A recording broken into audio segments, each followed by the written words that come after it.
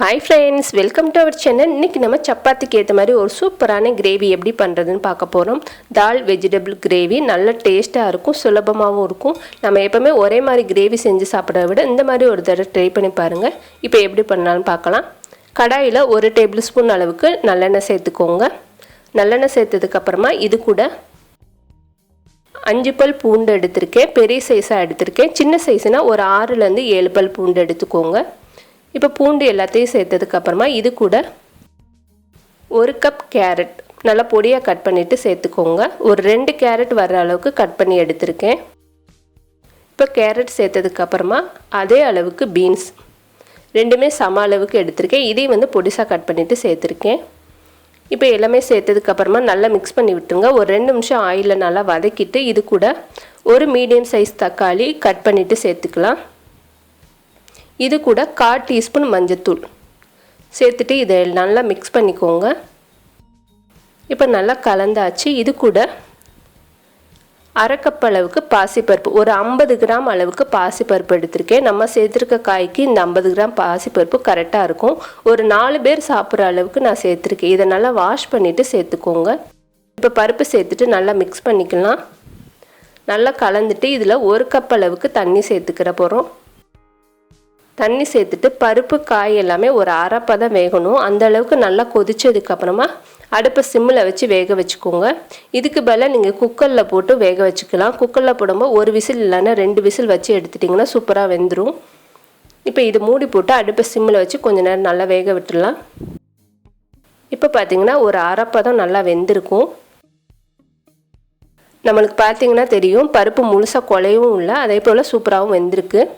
இப்போ இது கூட தேவையான அளவுக்கு உப்பு சேர்த்துக்கலாம். உப்பு சேர்த்துட்டு நல்லா மிக்ஸ் பண்ணிவிட்டு இது ஒரு 2 நிமிஷம் நல்லா வேக வச்சுருங்க மூடி போட்டு. குக்கரில் சேர்க்காம நம்ம டைரெக்டாக உப்பெல்லாம் சேர்த்துட்டு நம்ம வேக வச்சுக்கலாம். இப்போ ஒரு 2 நிமிஷம் நல்லா வெந்துருச்சு. இப்போ நல்லா வெந்ததுக்கப்புறமா இதை தாளிக்கிறதுக்கு ரெடி பண்ணிடலாம். இப்போ இது தனியாக வச்சுட்டு தாளிக்கிறதுக்கு கடாய் ஹீட் பண்ணிக்கோங்க. கடாய் ஹீட் ஆனதுக்கப்புறமா இது கூட ஒரு 2 டேபிள் ஸ்பூன் அளவுக்கு நல்லெண்ணெய் சேர்த்துருக்கேன். இதுக்கு வந்து நல்லெண்ணெய் சேர்க்காம நல்லா டேஸ்ட்டாக இருக்கும். நம்ம செய்கிற கிரேவிக்கு நல்லெண்ணெய் சேர்த்துக்கோங்க. நல்லெண்ணெய்க்கு பதிலாக தேங்காய் எண்ணெய் கூட சேர்க்கலாம். இப்போ ஆயில் நல்லா ஹீட் ஆகிடுச்சு. இது கூட 1/4 டீஸ்பூன் கடுகு சேர்த்துருக்கேன். 1/4 டீஸ்பூன் ஜீரகத்தை வந்து கொஞ்சம் க்ரஷ் பண்ணிவிட்டு சேருங்க. நம்ம சாப்பிட்றப்ப நல்ல டேஸ்ட்டாகவும் நல்ல ஃப்ளேவராகவும் இருக்கும். இப்போ கடுகு ஜீரகம்லாம் நல்லா பொரியட்டும். இப்போ பார்த்தீங்கன்னா நல்லா பொரிஞ்சிடுச்சு. இது கூட ஒரு பச்சை மிளகா, ஒரு பட்டை வத்தல் ரெண்டையும் கட் பண்ணிவிட்டு சேர்த்துக்கலாம். இப்போ சேர்த்துட்டு நல்லா பொரிஞ்சதுக்கப்புறமா இதில் சின்ன வெங்காயம், இதுக்கு வந்து மெயினாக சின்ன வெங்காயம் சேர்த்து செஞ்சிங்கன்னா நல்லா டேஸ்ட்டாக இருக்கும். ஒரு 10லேருந்து 15 சின்ன வெங்காயத்தை கட் பண்ணிவிட்டு சேர்த்துருக்கேன். வெங்காயத்தோட கலர் நல்லா சேஞ்ச் ஆகட்டும். இப்போ பார்த்தீங்கன்னா லைட் ப்ரௌன் கலரில் வந்திருக்கு. இந்தளவுக்கு வதக்குனதுக்கப்புறமா கொஞ்சமாக கருவேப்பிலை சேர்த்துக்கோங்க. ஒரு கொத்தளவுக்கு கருவேப்பிலை சேர்த்துருக்கேன். அதையும் வந்து நல்லா மிக்ஸ் பண்ணிக்கலாம். இது கூட இன்னும் கொஞ்சம் மசாலா சேர்க்க போகிறோம்.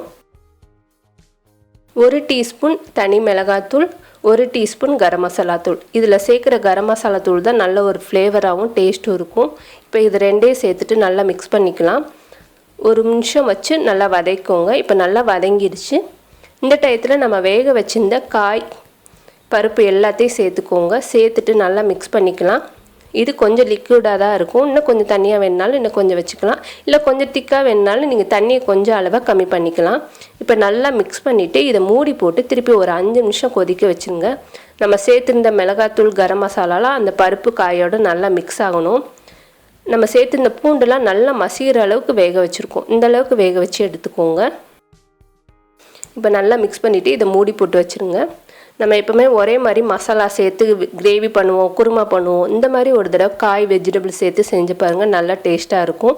இப்போ ஒரு 5 நிமிஷம் பார்த்திங்கன்னா நல்லா கொதிச்சிருச்சு. நம்மளோட சூப்பரான தால் வெஜிடபிள் கிரேவி ரெடி ஆயிடுச்சு. சப்பாத்தியோடு வச்சு சாப்பிட்லாம், இட்லி ஊத்தப்பம் சாதத்தோடு வச்சு சாப்பிட்றப்ப நல்லா டேஸ்ட்டாக இருக்கும். இது கூட கொஞ்சமாக கொத்தமல்லி சேர்த்துட்டு நம்ம இறக்கிடலாம். நான் இன்றைக்கி சப்பாத்தியோடு தான் வச்சு சாப்பிட போகிறேன். நீங்களும் கண்டிப்பாக ட்ரை பண்ணி பாருங்கள். இதே போல் கண்டிப்பாக ட்ரை பண்ணி பாருங்கள். இந்த வீடியோ உங்களுக்கு பிடிச்சிருந்துச்சுன்னா லைக் பண்ணுங்கள், ஷேர் பண்ணுங்கள். மறக்காமல் நம்மளோட சேனலுக்கு சப்ஸ்கிரைப் பண்ணுங்கள். தேங்க்யூ.